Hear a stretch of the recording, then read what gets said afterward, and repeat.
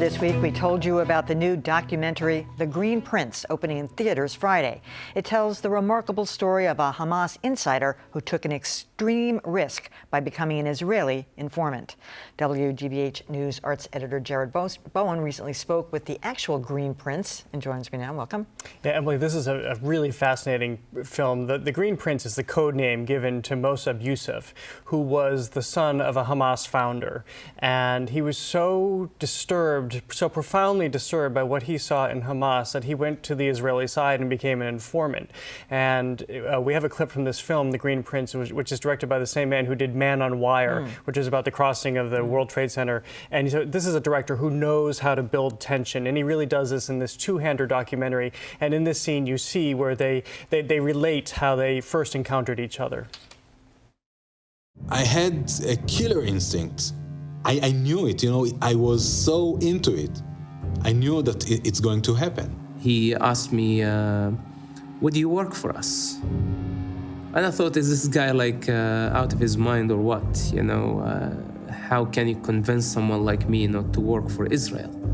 Simply, you know, because of my father. I will never betray my father.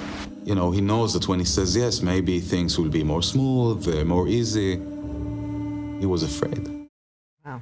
Now, Emily, this is, I mean, first of all, it's an eerie time for this to come out with Middle East violence escalating as it was in the late 1990s and early 2000s when this film is set, when this relationship between the two took place. And it was about 10 years that he was an informant. I interviewed both Mosab Yousef and Gonen Ben Yitzhak, his Israeli handler for Shin Bet, which is basically the equivalent of their CIA or Secret Service, about their experience. And I started by asking Mosab Yousef why he found no other resort but to turn his back on Hamas and essentially his family to become an informant for the Israelis.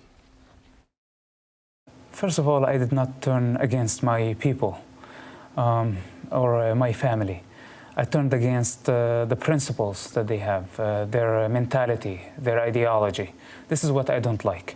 Them as people, they're just like any other people. I love them unconditionally, even today.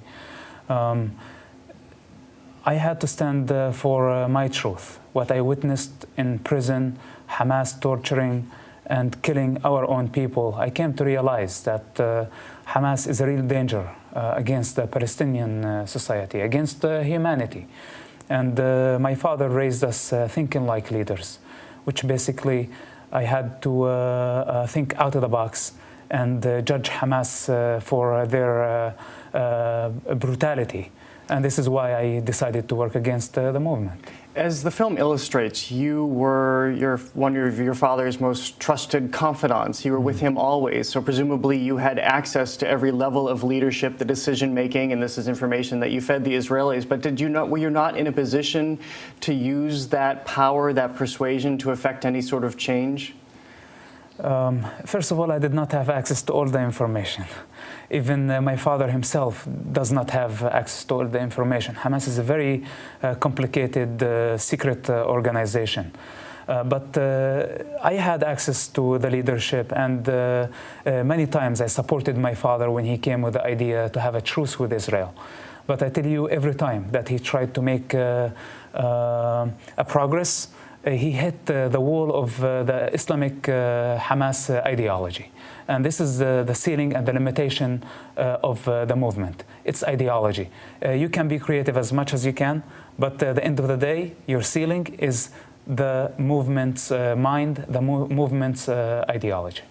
Gonen, here you have the son of a Hamas leader and founder who you believe that you've turned, and he's your informant.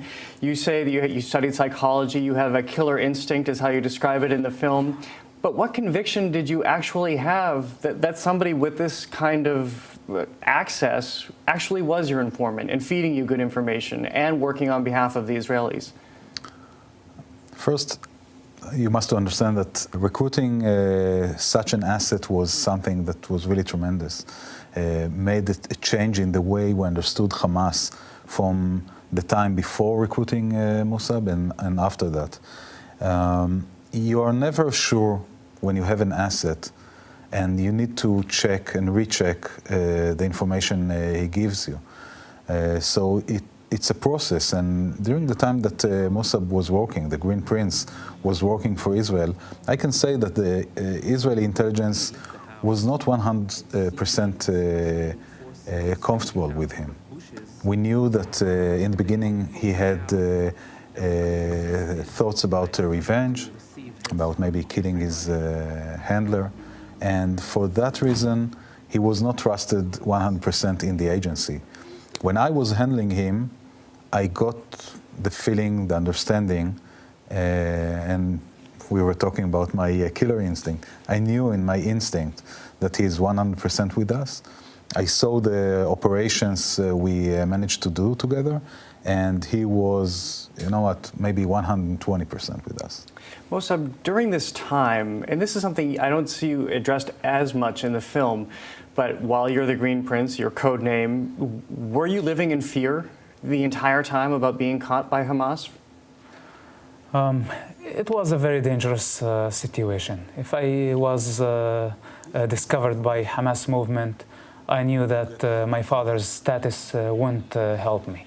Actually, they executed people for the suspicion of collaborating with Israel. This is how frustrated they were. And it was a very dangerous game, living on the edge. But in the meantime, some of us have to give up our comfort just for a little to save many human lives. I mean, just how does it work in terms of terms of humanity? Do you just push it aside? Do you try to forget about it in order to have a clear head to do what you did? How did you get yourself through it? Well, basically, whenever I got access to information, or I could use some of intelligence to stop suicide bombing, that I found satisfaction in that. Even though I did not get a chance to celebrate that, nobody recognized it. There was no reward. There was no a gift given in return. It was only for my conscience. So that was the fuel that kept me going. Gonan, you make a very fascinating disclosure in the film, which is you knew the moment that you took him as an informant, it was the end of his life to some degree, however you want to look at that, whether literally the end of his life because there is a death threat against you by Al-Qaeda, or it's the end of his existence with his family, all family ties have been severed. You had to weigh that morally. Was there a struggle with you to decide to have him as an informant? It's always hard, and especially when you recruit a new asset, you know that somehow you mess his life. You put him in a position that now his destiny is different than what it was before. We had a goal, and our goal was to save lives, to stop killing. It wasn't just, the fun of recruiting people. So this was what made us I can't say forget, but at least maybe explain what we're doing. And, you think about it. I had assets that told me, we are tired. We had enough. And you always have this struggle, okay, should I let him just go, or I need him? I need to stop the next terror attack. Mosab, as I just mentioned, you are living under threat. There has been this death sentence levied against you. There are people who see you as a traitor. How do you live with that? And do you physically have to keep moving? How secure do you have to keep your life? I don't think this way. It's all a mental thing, I believe. If you look at the Islamic State now in Iraq, they are executing and beheading innocent journalists. You are a target. Everyone is a target here in the West. Everybody who believes in freedom and live in a free world is their enemy. I'm not better than anyone who lives in this place. I choose to live free. They can do whatever they want to do. The most that they can take this form, my physical body. For me, I choose to live free.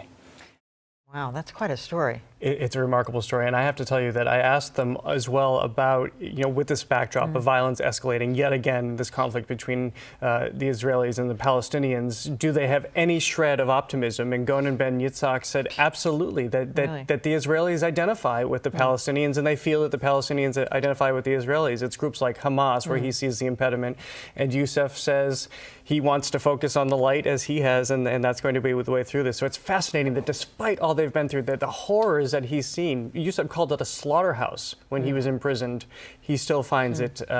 Why was he in prison?